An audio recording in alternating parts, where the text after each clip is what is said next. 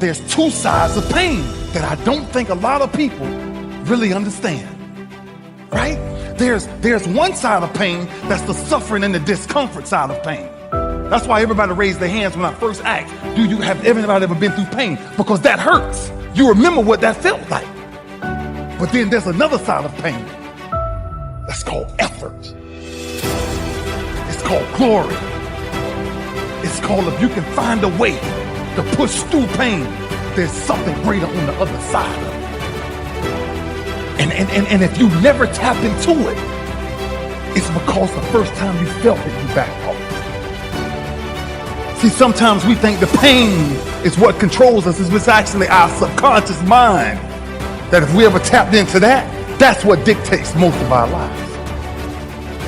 And I'm sitting there not 10 days out. Because see, pain is tricky.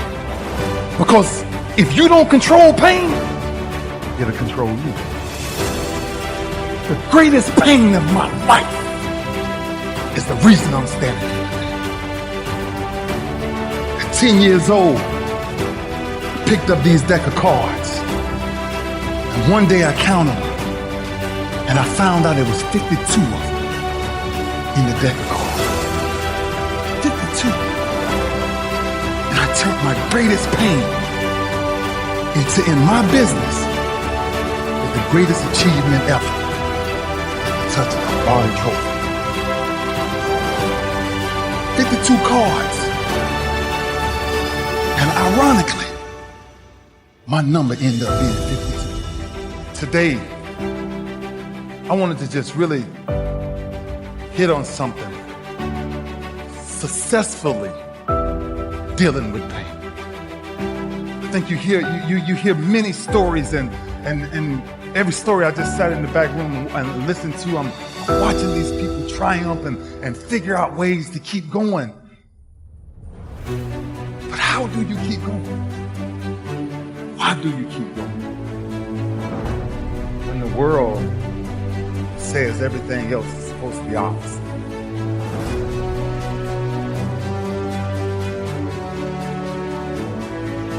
Every time you come up to a challenge, you quit, you surrender, you give up, you give in. Every single thing I go through, I remember I was homeless and I draw from it. Every single time I'm going through pain, I remember that I've gone through pain since I was a kid. I draw from it. Recycle your pain.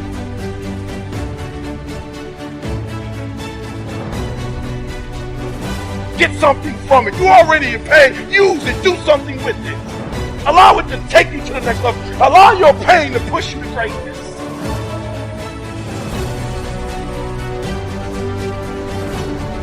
I dare you to take a little pain. Go through it. You're not going to die because you're feeling a little pain. You ain't going to die. At the end of pain is success. Pain is temporary. It may last for a minute, or an hour, or a day, or even a year. But eventually, it will subside. And something else will take its place. If I quit, however, it will last forever.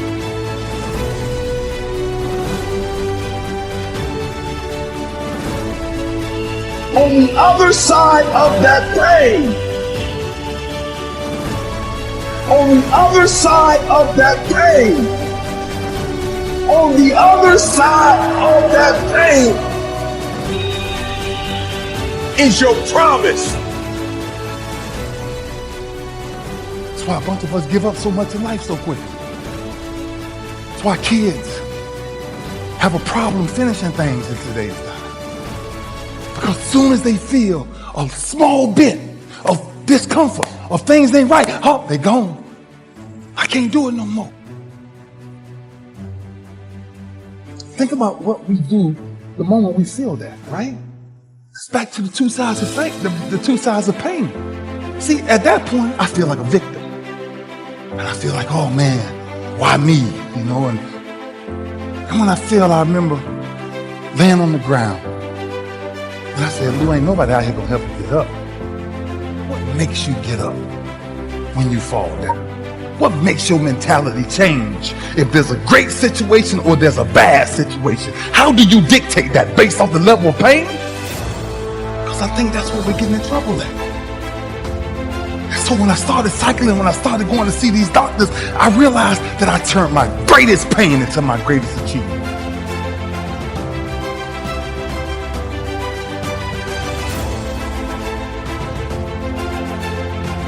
Today, I wanted to just really hit on something, dealing with pain. I asked my mom one day, I said, Mom, would you buy me a deck of cards? She said, Junior, I don't gamble in my house. Ain't no cards coming in my house. I said, Mom, I don't need them for gambling. I don't want them for gambling. I just need a deck of cards, Mom. My mom, for years, from the time I was 4, 5, 6, 7, 8, 9, 10, I never saw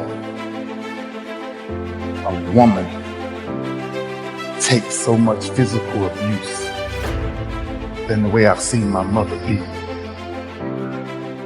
every freaking day of my life.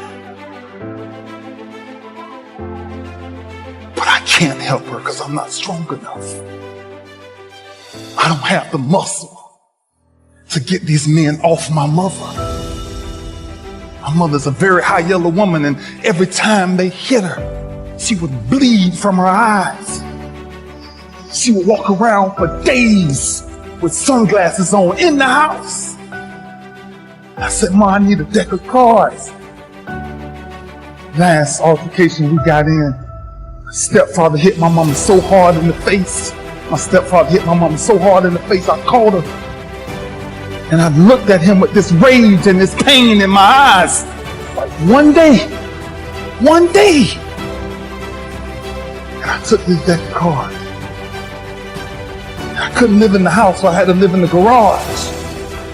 And after this last altercation we had with this guy, I ran to my garage and I grabbed this deck of cards and I flipped the 7. And I started doing 7 push-ups. I flipped the 6, I did 6. I flipped the 9, I did 9. I flipped the 2, I did 2. I flipped another 9, I did 9. Until I got all the way through the deck. Jack, Queen, King worked 10. Aces, 25s, and Jokers, 50. Until I got sick and tired of what pain felt like in my gut. It didn't even matter to me anymore. Because I started shuffling them all over again, and that's when I started doing my sit-ups. Because I wanted to make sure sports wasn't the reason why I started training. It was to make sure man never put his hands on my mama. And I told my mama, no pain will ever stop me from taking care of you and my brothers and sisters.